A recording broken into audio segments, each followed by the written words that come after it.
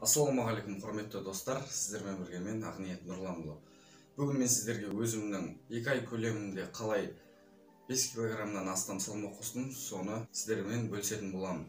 Бүгін тек тамақтануға ғана тоқталып өтемін, ал келесі видеода болса қандай жаттығу программасын қолдандым, қандай жаттығулар жасадым, сол жайында айтатын боламын. Келесі видеоны жіберіп алмас үшін арнаға жазылып лайк басуларыңызды сұраймын. Ал қазір қалай тамақтанғанымды айтып өтемін. Мен негізінен күніне 6 мезгіл тамақтандым. 3 негізгі, қалған 3-еуі олар перекустар. Ал азанда, түсте, кешке осы 3-еуі негізгі. Ал қалғандары азанға тамақпен түскі астың арасында, яғни 11-лер шамасында. Негізі 3 сағат сайын ғой. 11-лер шамасында бір перекус және түстен кейін, түскі астан кейін, кешкі ас пен түскі астың арасында бір перекус және жатарда. Осы перекустар. Ал қазір қай кезде қандай тамақтар жайын барлығын толық түсіндіріп айтатын боламын. Ең алдымен азанда овсянка каша, бір кесе овсянка каша. Неге овсянка каша? Себебі азанда бізде энергия жоқ болып тұрады. Сол кезде денемізге тез сіңетін бұжуға бай тағам керек болады. Сол кезде бізге көмекке келетін бұл овсянка каша. Осы овсянка кашаны азанда жеймін. И қасында мынау жер жаңғақ, яғни орех деймін, қалай өзі.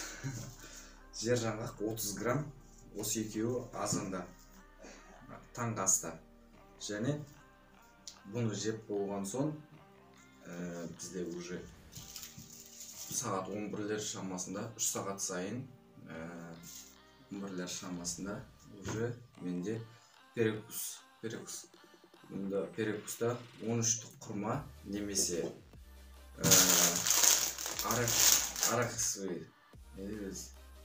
арахисовый шоколад немесе бір средний бургер жеуге болады. Мен көбіне осы екеуін жеп отырдым перекустарда. 13-тік құрма перекуста немесе осы екеуін. Бір жақта сабақта жүрсеңізде, басқа жақта жүрсеңізде өте ыңғайлы алып жүруге. Осыны жедім, короче. Одан кейін түсте уже негізгі тамақтану болып саналады. Түсте осы күріш ет, яғни гарнирге гречка, макарон, картошка, осы күріш, тағы да басқа гарнир дегенге жататын нәрселерді қарасаңыздар болады. Негізгі осылар ғой: күріш, гречка, картошка и күріш. Қайтадан айтқан ба? Макарон. И қасында 150 грамм ет. Мынау 150 граммдай шекедей өлшестер, барлық тағамда шекедей өлшеп піскеннен кейін бұл гарнир ісінеді. Ал ет болса кішірек ет.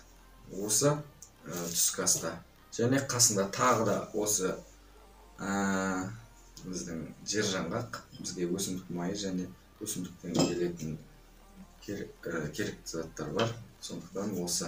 Және түскі аста тағы да мұнда түскі аста клетчатка, яғни астың тез қорытылуына және астың денеге сіңуіне өте жақсы септігін тигізеді. Бұл маңыздылардың бірі болып саналады.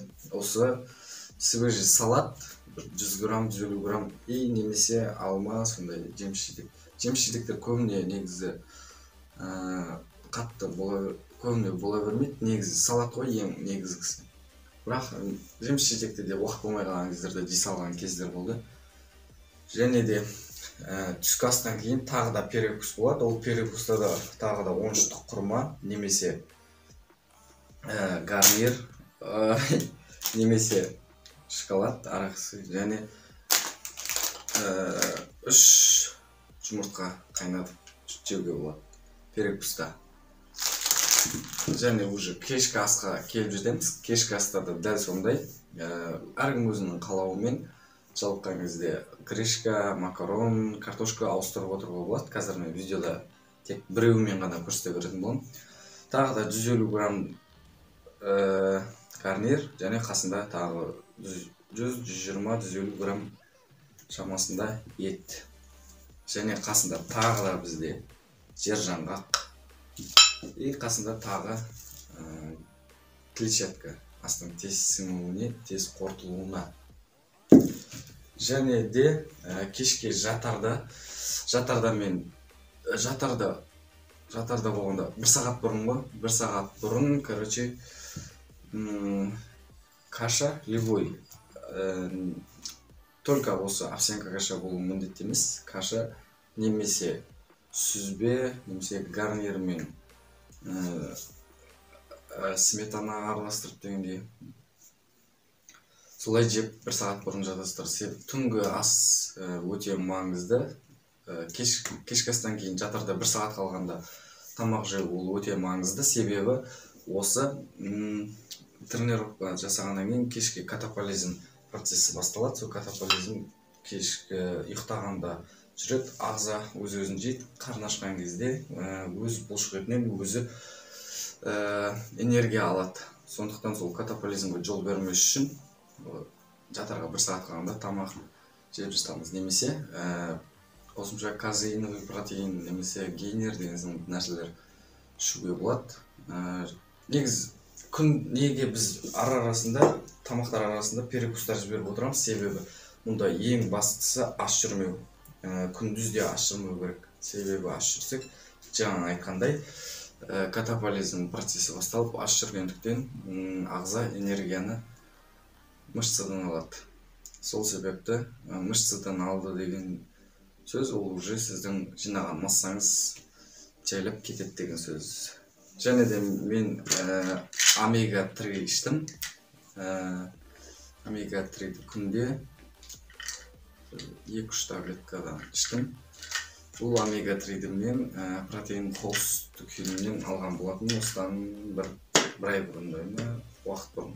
Сіздер де сол жерден заказ бере аласыздар. Ол жерде протеин, гейнер, тағы басқасында аргинин, барлық керекті спорттық тағамдар бар. Төменде сілтемесін қалдырам, сол жерден ала аласыздар.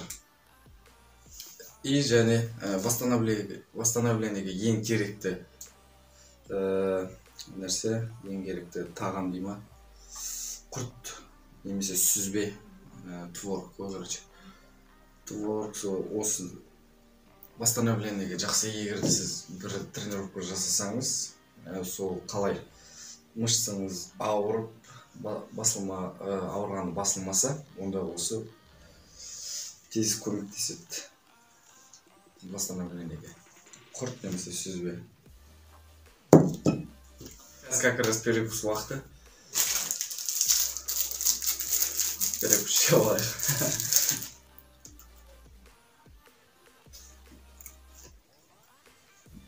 Достар, осымен менің видеом өз соңына жетті. Егер де видео ұнаса, арнаға жазылып, лайк басып, достарыңызбен бөлісіңіздер. Олар да қалай маста жинау керектігін көрсін.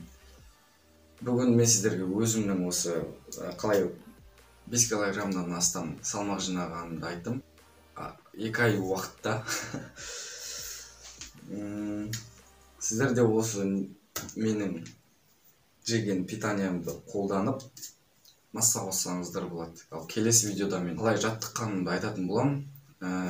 Программамды, яғни соны жіберіп алмас үшін арнаға жазылып, қоңыраушаны басып қойыңыздар. Сол кезде менің жаңа видеом шыққан кезде сіздерге келетін болады. Олай болса достар, келесі видеода кездескенше аман сау болыңыздар.